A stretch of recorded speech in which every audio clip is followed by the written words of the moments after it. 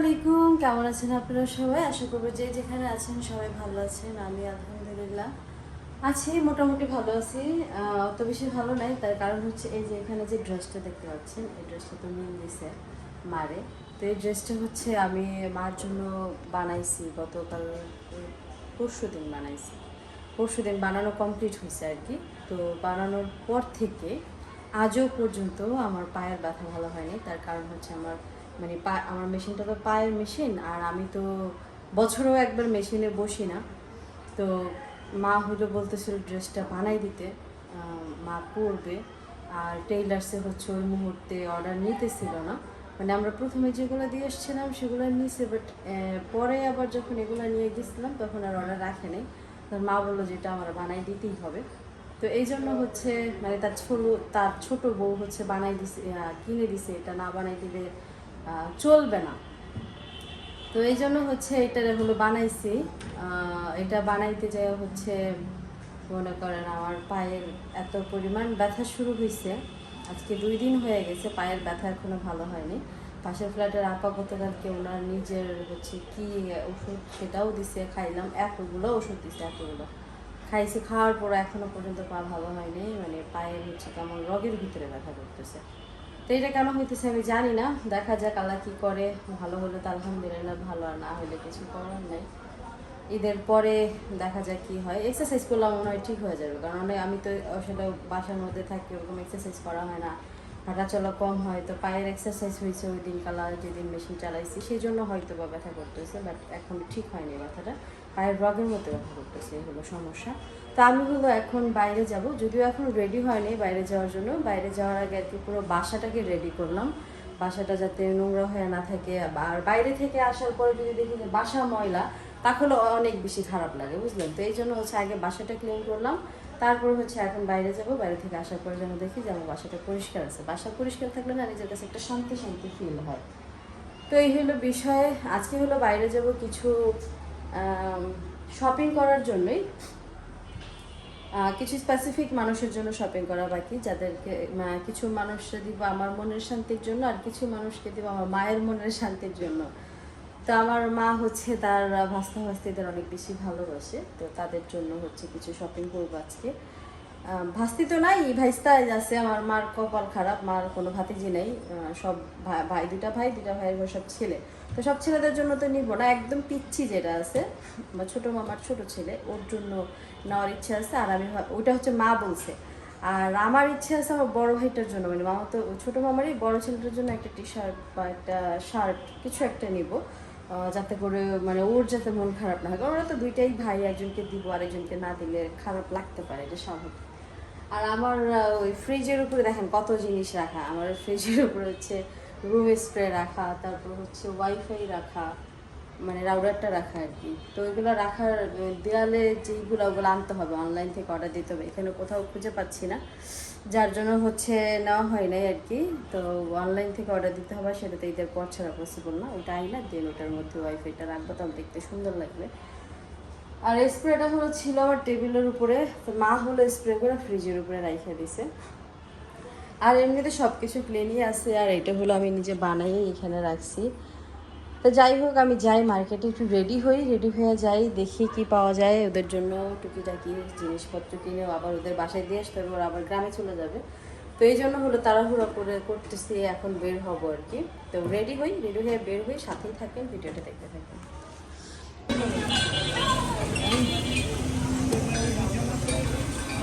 Listen, প্যাকেটটা দেন।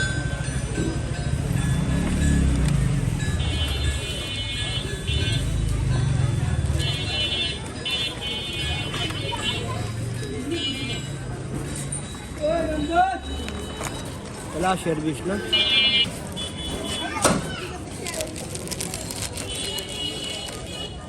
ফাঁসে দেশে যাবে না,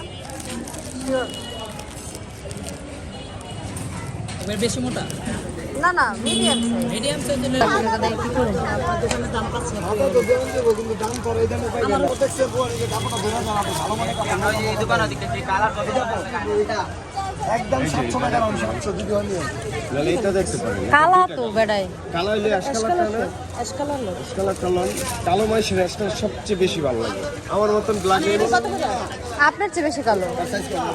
এটা কাপড়টা ধরেন বই না এটা 5 আচ্ছা বছর বলেন না কত করে শুনি তারা খালি 1800 গরম লাগবে গরম লাগলে 5000 টাকা পরিষ্কার দিন গরম লাগবে না এটা 100% খেলাম গাই দিয়ে ভাবে দেন তোর গায়ে আবার জিপ হয়ে যাবে হোক না দেখ এটা তো বুঝতে পারুন গরম লাগলো না না লাগলো। হ্যাঁ গাড়ি আসে দিব আমরা এই মহিলাকে পানি বলে কেন কোনো কমিটি নাই কিছু নেই প্যান্ট তো নাই সত্যি কিছু নাই চল সামনে চল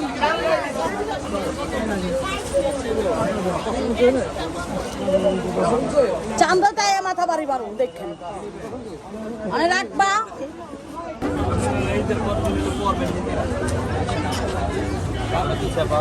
প্যান্ট কই পাওয়া যাবে?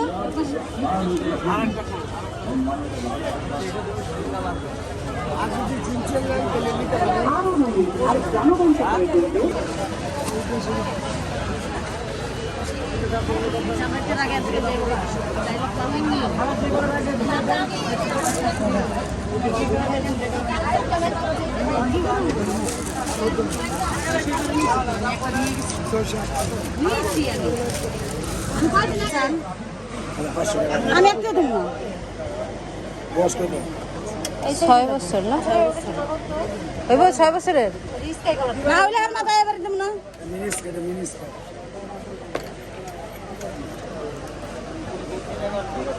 শেষ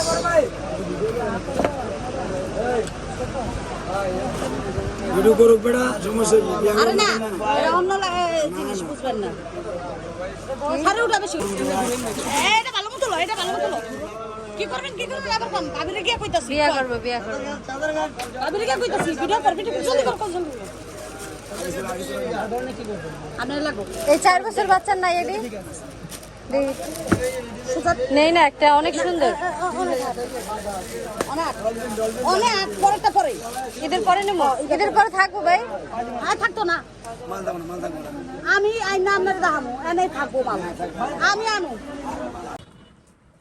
একটু সালাম দে বড় বোন তো ছোট বোন তো আর না মোবাইলতে না দুই নেই তো মাইনুল আসসালামু আলাইকুম আসসালামু আলাইকুম এই তাকাও আচ্ছা এই দুইটা হচ্ছে আমার মামাতো ভাই আর এই দুইটা ভাইয়ের জন্যই হচ্ছে আমি অল্প একটু 2 সেট জামা কাপড় আনছি দেখো ভাইয়ারা তোমরা দেখো নিজেরাই দেখো হ্যাঁ তোমার মায়া বড় অসামাজিক লোক আর সব সময় আমি ক্যামেরার সামনে নেই না আমার মতো হ্যাঁ আচ্ছা গেঞ্জিটা হইলো আমার মামাতো ভাইয়ের নাকি অনেক বড় হয়ে গেছে চেঞ্জ করে আনা যাবো মানে ও শুক না রেখে বুঝছো না তাহলে এটা মামাই পরে নেবো না আমি আবার কিনে দেবো তো মানে এই কত রাখো এটা মা হইলো মনে করেন খুবই আপসেট সে তার বাপ হিসাবে দিতে পারতেছে না মানে খুবই কষ্ট তার মধ্যে আর আমার তো সিনেমা পড়ে না কষ্ট থাকতে এই যে এটা ওর জন্য সামনে থেকে ভালো লাগছে হ্যাঁ ওটা ঠিক আছে না যাক একটা তো লাগছে আমার মার প্রিয় বাতিজারটা তো লাগছে আর আবার তো করে না ও অপিও করে না না ও তো অপ্রিয় না ও তো আমাদের সবার কলিজা ওরা আমরা যে পরিমাণ ভালোবাসি ও তো তার অর্ধেক ভালোবাসা পায় না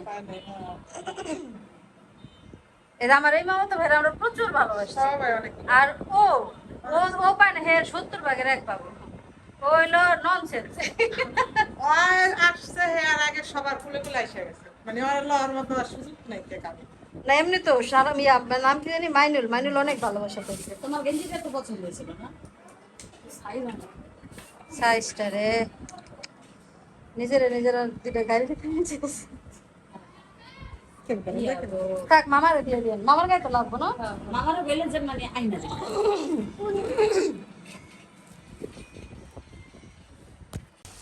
তো এখন বাজে হচ্ছে রাত প্রায় 2টা বাজে হচ্ছে আমি রান্না করতেছি আমার বাসায় আজকে হলো আমি গেছিলাম এক জায়গায় কোথায় গেছিলাম সেটা আপনাদের সাথে একটু পরে শেয়ার করবো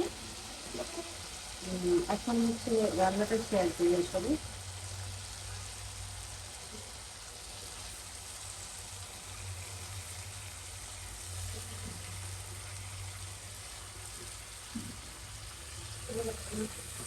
এখন মোটামুটি অনেক রাত হয়ে গেছে, রাতের বেলা একা একা রান্না করতেছি।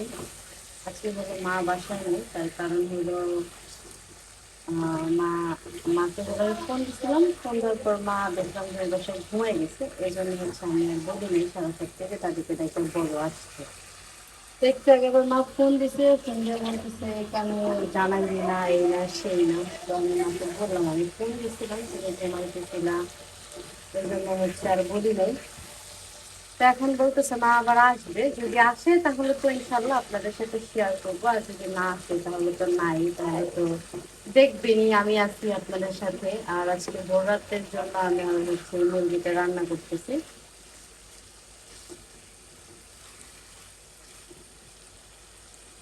যাই হোক, আমার তো হচ্ছে বলছি বেটা একটু ভাইজা রান্না করতে পারত, আমার হচ্ছে ভাজার কথা একজনের মাথা থেকে কেটে গেছে, আমি ভুলে গেছি ভাজার কথা। জাস্ট এমনি কষায় রান্না করে ফেলতেছি। তো আলহামদুলিল্লাহ আমার রান্না শেষ, আর আমি হচ্ছে খাওয়ার জন্য সব রেডি করে নিছি, সেহরি খাওয়া শুরু করে দেবো ইনশাল্লাহ। এই হচ্ছে ভাত, সবই হয়ে গেছে, ভাত তরকারি সব কিছু মাশাল্লাহ হয়ে গেছে। এখন শুধু খাওয়ার পালা, জাস্ট খাবো আর কিচ্ছু না।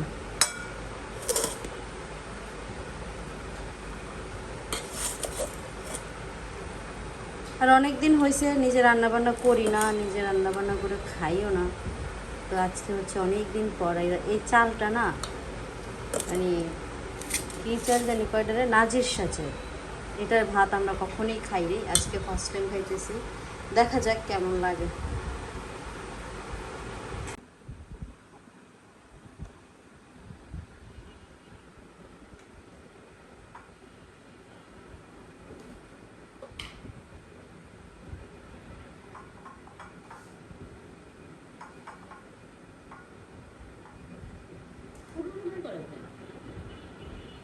আমি ইচ্ছে বাড়ি খাই।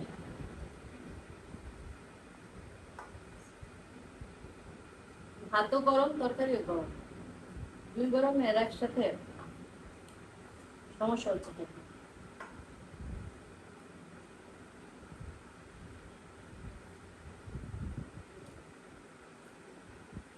বাস এটা পিকচার দেবে।